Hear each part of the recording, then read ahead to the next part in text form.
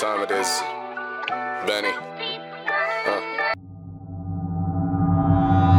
Welcome back to my YouTube channel, Lenny Benson's. Here with our new guest today, Monse Monroy. I know it felt like I went on a hiatus, but we've just been so busy and we're still, working on the channel, building it, trying to promote it here and there.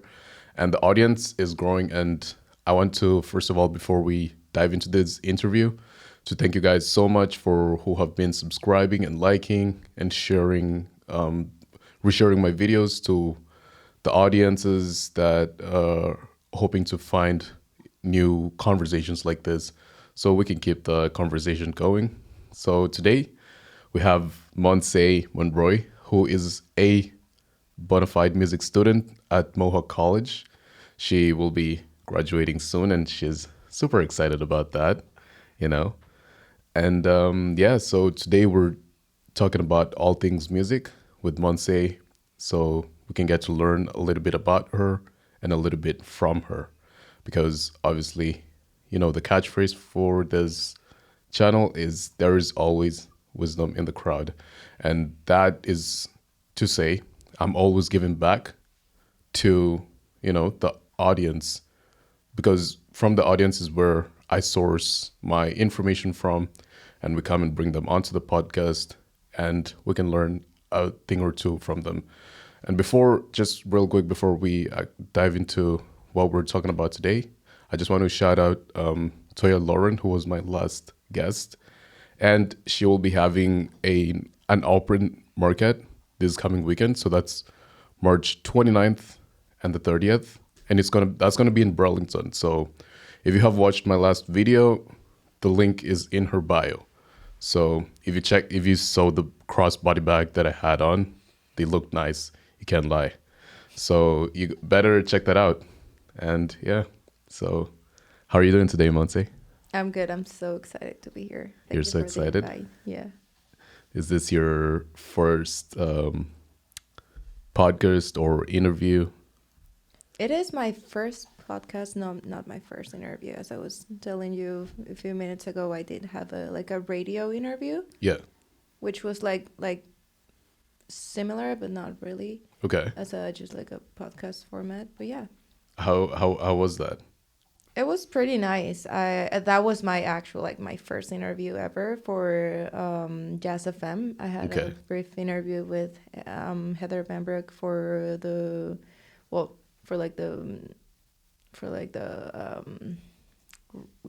they were having small segments on music students and it was just happened to be one of the lucky ones. So yeah, I did that. It was pretty fun. I had so much fun. Heather is pretty nice. Yeah. Yeah. That's good. You already have started building your contacts within the radio industry. Oh yeah. Yeah. Oh my gosh, yeah. Hopefully if everything goes well, yeah. Okay. So guys, how I got to meet Monse Monroy was at a recital at the McIntyre Center at Mohawk College, which is a theater that from time to time they ran out there. It's a pretty big theater at Mohawk College, and they usually sometimes rent out space to other schools that have programs for performing arts, as well as that space is shared with creatives such as students like Monse who do recitals there.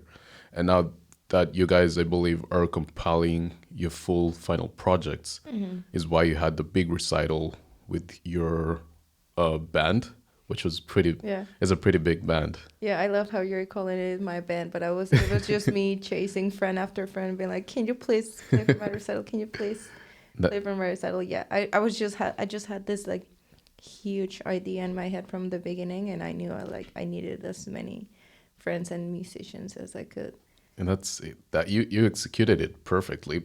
Thank you. From having to man the whole show, I would say you were a one man army, but then kind of in the sense of you being the director of the show. Everyone played their role and played a part. Yeah. Obviously, we're giving credit to everybody. Definitely. The guys on the piano, like your best friend Us, amazing guy. Your people on the trumpets and your soloists, your backup singers, you guys killed it. But our question that our audience would like to know is how you got into music. I know we Do you want the short answer or the long and melancholic one? here at the MCI show we always like the long answer. Yeah. Okay, I got you. No, okay. So I mentioned before, music has been in my life since I can remember. Like, I could sing before I could walk. That's like, I'm not lying. Mostly because my mom would always like play music for me. Even she would tell me stories about like even before I was born, she would like play classical music when I was like in the womb, and then after I was born, I would always be listening to whatever music she would listen. So mostly like 80s and 90s music, and then yeah, I started school and I will be singing always. In high school, I was in the choir, and Right. then that's when I started doing some musical theater, which I loved. I fell in love with it. Oh, I was in the choir throughout like elementary school and elementary and high school, and then I did some musical theater in Right. high school. And was it a like a church choir or it was just like the school choir? It was a school choir. Yeah, Okay. it was a school choir. Have you ever sang in the church? Because people who have your talent and gift, usually they're always one of those individuals who are like in the church choir and they're going crazy. Yeah. No, No, I that was wish. just No, I yeah, would only sing in like the school choir and like school plays or like talent shows. You know how schools yeah. always have like small talent shows. That's what I would always do, but nothing too big until I started uh, interacting with well, musical theater, and then yeah, that was about it. I started university. I got away from music for a few years because I was like, no, now it's time for me to focus on the real world. Yeah. You know, like go and do some accounting, or like I don't know anything but music. And it took me years and years and like several different careers and universities, and like I'm sorry, mom, about this. Like a lot of wasted time and years and money, and Oh, yeah.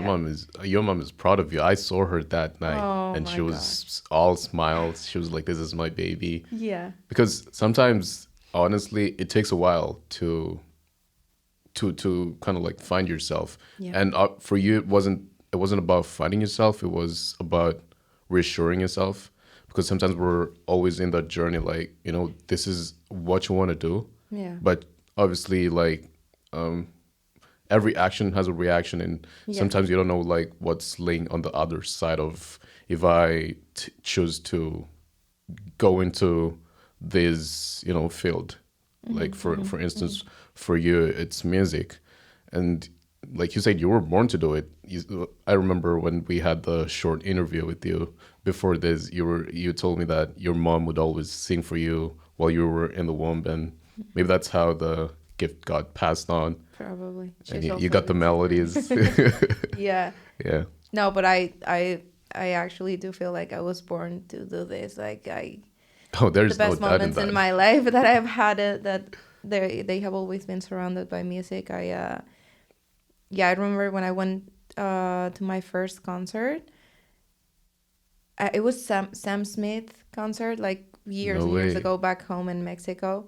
That was like one of my first Sam Smith did a tour in Mexico. concert. Yeah, yeah, Whoa. he did a like years and years ago. He did Yeah. a tour in Mexico, and then I remember once he like throughout his concert, all I could think was like, "Whoa, this is like the feeling I had in my body, in my soul, in my heart," and it was like I was so amazed by everything, like the people, him, his voice, and I was like, this is what I have to do with my Yeah. life. Like there's nothing else that could fill up my heart and my soul as much as music and the feeling and the emotions and the connections you create uh, with the audience when you're performing. And that was it for me. That was like the moment, the realization.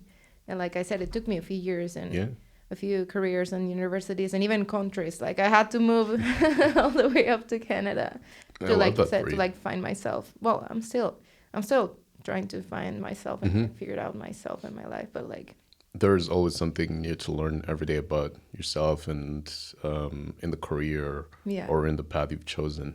But honestly, I do love that for you because I was telling a lot of people don't know, and it comes off like as a surprise when I tell people I've never been to a concert before, yeah, oh and wow, it's when I came to the recital, and I was telling one of my friends, Spenny, who also graduated in the broadcasting radio program from Mohawk, which is what I'm currently taking, yeah, that I've not been to a concert, and that was my first in live theater music.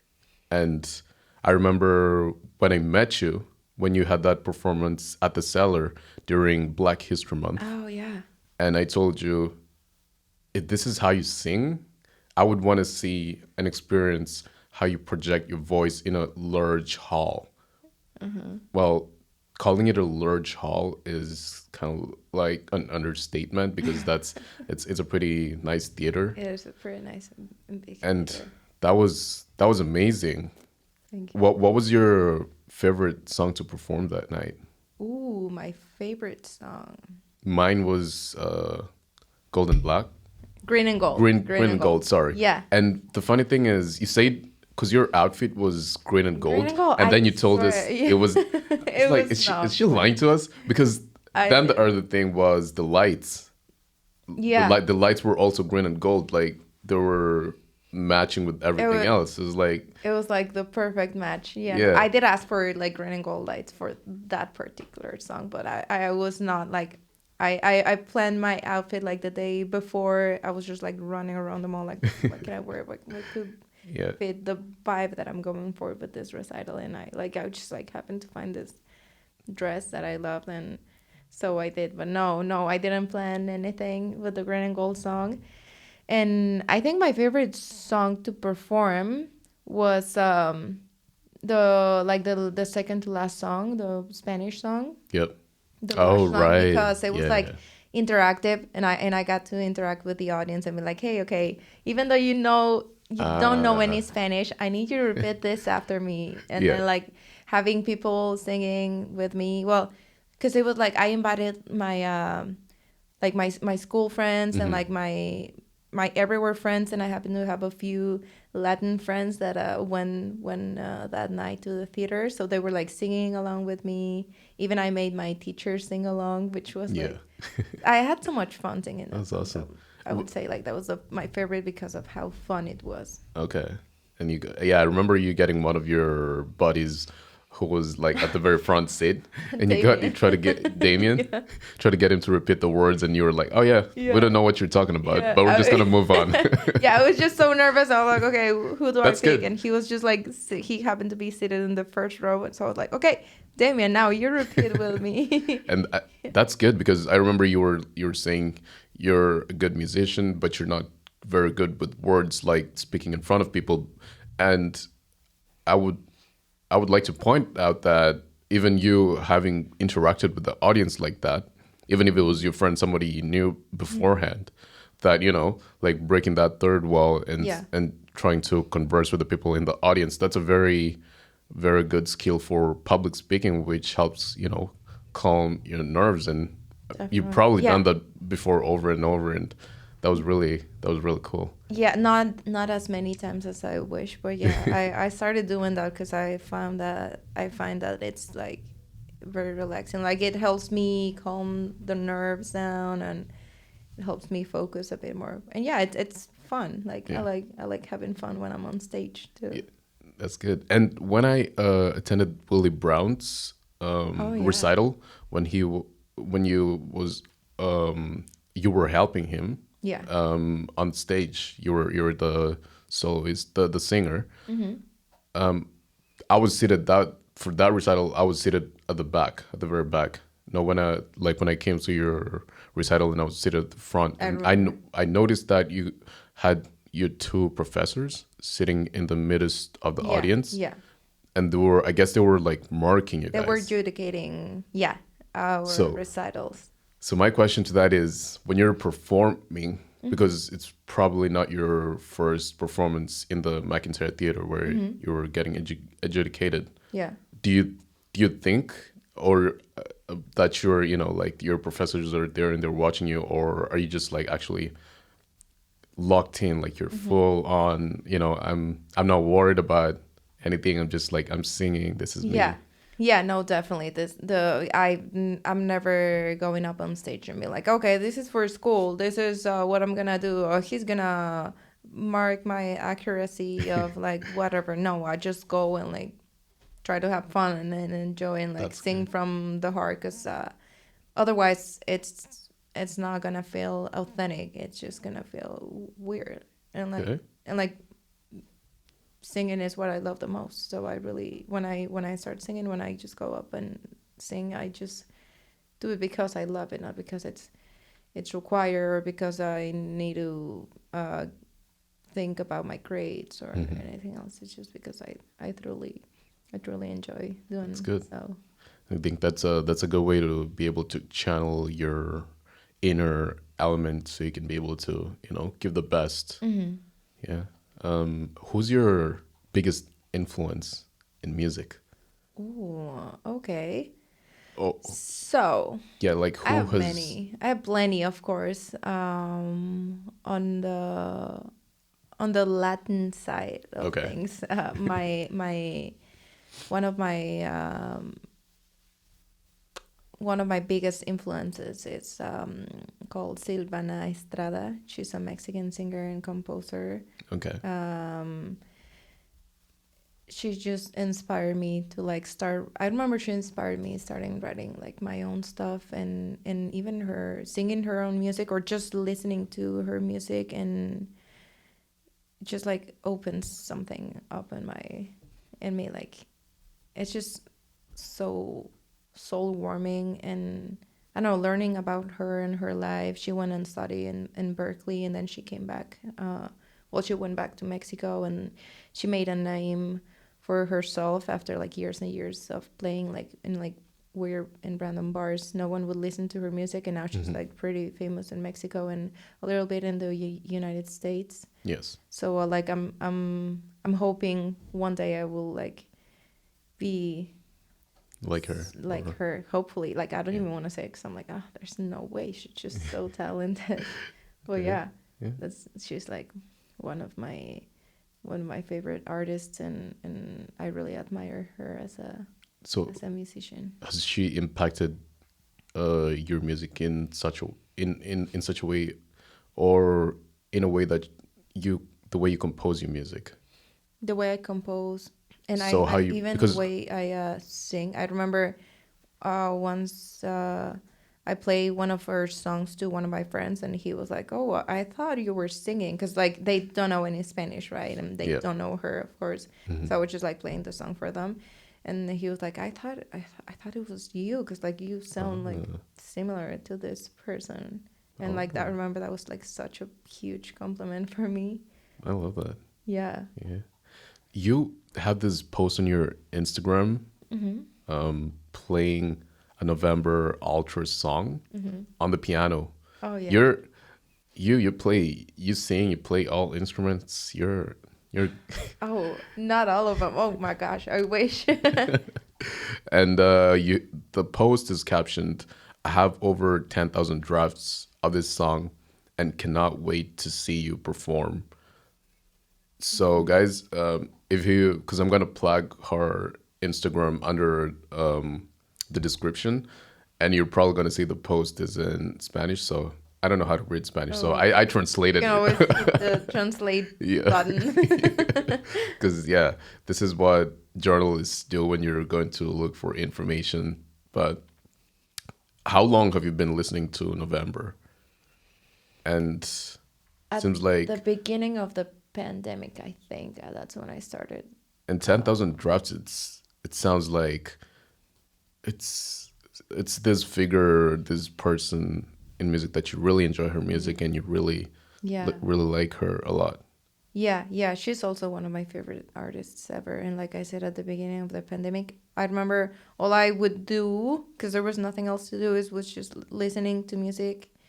And I remember I became so obsessed with her back in like 2019, 2020 ish. And then I had the fortune to go see her live. She came to Toronto, and she had like a small, like a concert in like a small venue. Yeah. And I was just like, I could like see her like right in front of my face, and it was just like a magical concert, because she has like this very very magical and like unique angelical voice. So yeah, that was impressive. That like that would always remain in my memory forever too, because yeah, I admire her and And her music as well. and that specific song that you were playing, is that your favorite song by her? Yeah, it Okay. is. Yeah, I had like two or three songs from her that I love. But yeah. And what moment in your life can you say was really really defined by music? I know like all your life has been, music, but there's obviously like this instances where Yeah. you've heard when people talk to their favorite musicians, maybe when they meet them at concerts or meet and greets, Yeah. with the artists, and they say, your music changed my life, or it was at this time I was listening to this song, and then something different just changed about my life, or not even about you listening or uh, going to a concert. Maybe it was when you were doing music Yeah. on your own accord and you were writing a song, and something about everything felt different, and it was like a really big moment for you Yeah. in that time. So, like I said before, one of them was when I went to my first ever concert, when I heard him and live, and I was like, this is what I want to do with my life. That was one of them. And then the second one was when I finally decided to quit university and come to Canada and like start studying music. That was the second one of them. I went into like a university music contest, non-related to what I was taking. I was taking psychology, so it was really non-related. Yeah. And I remember I went in and I won the contest, and then I like it was like level one, and then you went to went and compete with like even more like different artists or winners from different contests. And then I remember winning that one as well. So that was like definitely that was a defining moment of my like being like, what am I even doing? Like, this is what I want to do. Yeah. This feels good. This feels okay. So yeah, I just quit school, moved to Canada, Yeah. and yeah, that was a really defining moment for me. And then the third one was when I first ever composed like I composed a piano piece just by I got inspired by a reel Right. about what's her name? I think her name is oh my god, I forgot the name Yeah. of this reel, but it will come back to me. Anyway, she was like a girl. She was writing poetry about herself and her life, and it clicked something in me. And I remember going immediately into my piano, because I have a keyboard at home. I remember just going. Then I put the phone on top of the piano, and I was just like watching it over and over and over, and I started composing a piano piece that to this day I still play when I feel like melancholic. And that was also a very good moment of mine that I had with music. Man, I envy you people who are very artistic in the music world, because I always want to be able to finally learn how to play a piano, or but one of my favorite instruments is a violin, and I have like a tattoo of it. But Oh, then that's every so time people cool. see it, probably sometime in the summer Like, when we're do you outside in the play youth, violin? I'm like, no, I don't know how to play it, I but I would love wish. to. I tell them, but one of my cousins in the States, she knows how to play it. That's very unrelated. Honestly, it's never too late Yeah. to start playing or learning. Like it's never ever too late. That I learned that after years and years of me doing the wrong things. Like Yeah. it's never too late for you to start over, start from scratch, learn a new skill, learn a new language, learn to play the violin. Like I also want to learn how to play the guitar. Like I did try a few years ago, but I just not successful. But I do want to play the guitar. I learned how to play the piano for like 4 years ago. Like I didn't have like a full background, like like, oh yeah, I've been playing the piano Once say this was since meant I was for like you. 5 years. Music is in your DNA. Yeah, I It's feel I think so. someone like me would take 10 years. But yeah, guys, Monse is a risk taker, moving overseas, studying whole new journey, a whole new chapter. It takes sometimes when we make these big decisions, I feel like that's when, the universe is putting you to a test and showing you that this is really your calling, and Yeah, like it's just upon you to take it. definitely. Who's your biggest influence outside of music? Biggest influence Like outside music. outside of like Ye- maybe it's an author, it's a Non-music related. president, maybe it's yeah. I'm gonna sound super cheesy, but anyways, I'll still gonna say it. For sure, it is my mom and my grandfather. Yeah. My grandfather passed away a few years ago, but he did have an impact in me. The way he would like see life, and the way he would always work so hard for what he had. He was like always a huge inspiration of mine. And then from my mom, I think I learned how to be strong, and how to like fight for what you want and overcome all of the obstacles of life, no matter what. Like I would say that I admire them the most.